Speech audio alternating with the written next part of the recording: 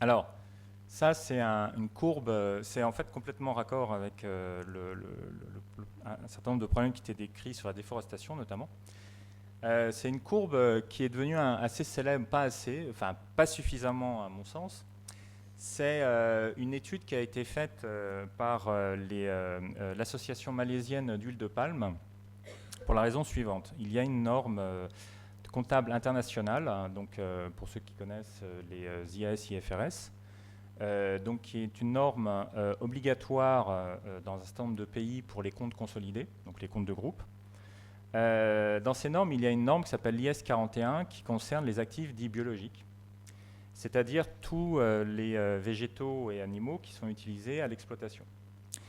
Cette norme IS 41, c'est la première fois que, avec cette norme, c'est la première fois qu'est pris en compte le capital naturel, mais sous l'angle justement de opportunités, c'est-à-dire quelles sont les opportunités du capital naturel pour l'entreprise, c'est-à-dire pour l'actionnaire. Alors, ce qui se passe, hein, c'est que ici, vous avez donc une plantation d'huile de palme. Ça, c'est une étude qui a été faite donc, par l'association malaisienne des planteurs d'huile de palme avant la mise en place d'IAS 41. Ils ont fait des stress tests pour savoir ce que ça allait donner. Donc ici, il y a le nombre d'années de vie de la plantation. Donc pendant 5 ans, la plantation ne donne pas. Au bout de 30 ans, il faut changer les arbres. Ils ne donnent plus du tout. En noir, vous avez les profits. Ce sont des courbes de profit. Hein. Des courbes de profit selon HCS et Historical Cost Accounting, comptabilité en coût historique. De façon standard, c'est la comptabilité classique. Et en rouge, c'est la courbe de profit FVA, Fair Value Accounting, c'est la comptabilité en valeur actualisée, c'est celle selon IAS 41. Donc voilà, ça c'est la courbe de profit telle que l'IAS 41 allait demander, telle qu'on a obtenue avec la norme donc, de l'IAS 41. Ça c'est la courbe de profit comptable standard. Alors vous voyez qu'il y a une petite différence. Ça c'est, si vous voulez, c'est le même phénomène que la titrisation standard sur les marchés boursiers. Ce pourquoi on arrive à un profit absolument gigantesque alors que la plantation ne donne rien. Vous n'avez rien qui est donné par la plantation, j'insiste.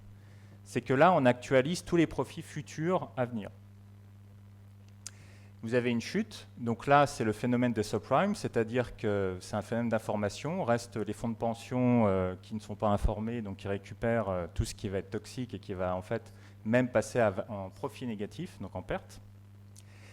Et du coup, pour payer des dividendes alors qu'il n'y a pas d'argent, les plantations sont obligées de s'endetter. Donc s'endettent auprès des banques pour payer des dividendes, dividendes qui reviennent, alors ça, les personnes qui détiennent ce profit ne sont absolument pas en Malaisie. Ils sont sur des fonds en Occident ou dans certains autres pays, mais qui ne sont pas à la Malaisie. Donc endettement, et ces modèles, donc là c'est du taux de retour à 5%, l'actualisation à 5%. Donc on considère que tous les ans la plantation arrivera à redonner 5% de plus. C'est un taux très très faible. L'actualisation actuellement sur le capital naturel est entre 15 et 20%. Donc ça veut dire qu'on considère, on a des modèles qui sont préétablis, donc ça conditionne toute la gestion donc de façon standard pendant les 30 ans, en disant, voilà, on vous a donné un cadre de gestion qui, pendant 30 ans, va faire en sorte que vous ramenez donc 5% de plus ou 20% de plus chaque année.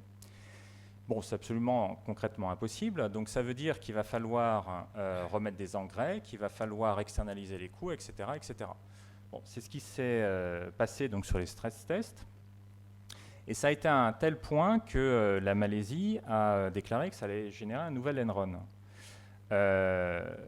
Le normalisateur comptable international est revenu sur cette façon de faire, exceptionnellement, et en fait a laissé la possibilité encore de garder donc la courbe de profit, enfin la façon de calculer le profit selon la comptabilité en coût historique, donc standard, jusqu'à ce qu'il y ait une amélioration du modèle selon la norme IS 41. Mais ce n'est que partie remise. Et ça, c'est un générateur de déforestation, c'est un générateur, enfin ça amplifie les boucles dont Christophe parlait de façon absolument spectaculaire. Voilà. Et ça, c'est un problème comptable direct. C'est clair qu'à l'époque où c'est arrivé au niveau de l'Union européenne, il n'y en a pas beaucoup qui sont montés au créneau, effectivement, à ce moment-là pour condamner effectivement ces modèles et ces métamodèles.